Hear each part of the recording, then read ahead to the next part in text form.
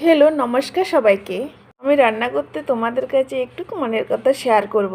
আমাদের জীবনটা বড় অদ্ভুত, তাই না? জীবনের প্রতিটা চলার পথটা ভেবে চলতে হয়।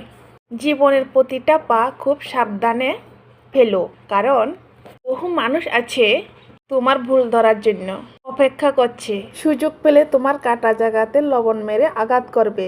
আমার সাথে এমন ঘটে বা ঘটেছে। আমাদের মুখের হাসিটার ভিতরে অনেক দুঃখ লুকিয়ে থাকে। সব কিছু প্রকাশ করা যায় না, তারপরও সমাজের সাথে তাল মিলিয়ে চলতে হয়। এই সমস্যা বেশিরভাগ ঘটে আমাদের মেয়ে ছেলেদের গৃহবধূদের উপরে, তাই না? ভেবে দেখো কত না কষ্ট লাগে। নিজের উপর বিশ্বাস রাখতে শিখো, নিজেকে ভালো রাখতে শিখো। মানুষ বড়ই অদ্ভুত, চেনাটা অনেকটা মুশকিল। তোমার সাথে মিষ্টি কথা দিয়ে তোমার থেকে কথা কিনে নিয়ে তোমারে আঘাত দেবে শেষে।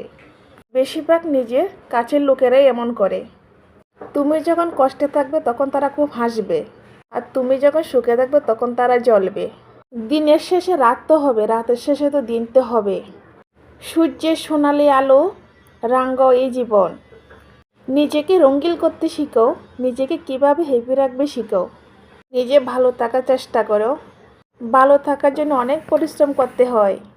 প্রয়োজনের তুলনা বেশি কিছু পেতে গেলে, এটাই আমাদের বাস্তব জীবন। সময়ের সাথে সাথে তাল মিলিয়ে চলতে হয়। তুমি যদি মনে করো রাজার মতন বাঁচতে চাবে, তাহলে আগে গোলামের মতন পরিশ্রম করতে হবে। পরিশ্রমের ফল কিন্তু খুবই মিষ্টি হয়।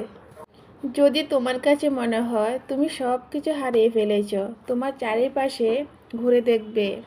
প্রকৃতির ভিতরে আমাদের গাছগুলি যেভাবে দাঁড়িয়ে আছে, এরা কিন্তু বছরের শেষে প্রত্যেকবার পাতাগুলি ফাড়ায়, কিন্তু অপেক্ষা করে ঠিক তারা পাতাগুলি ফিরিয়ে পায়। আমাদের জীবনে যেমন দুঃখটা আছে, সুখটাও আসে।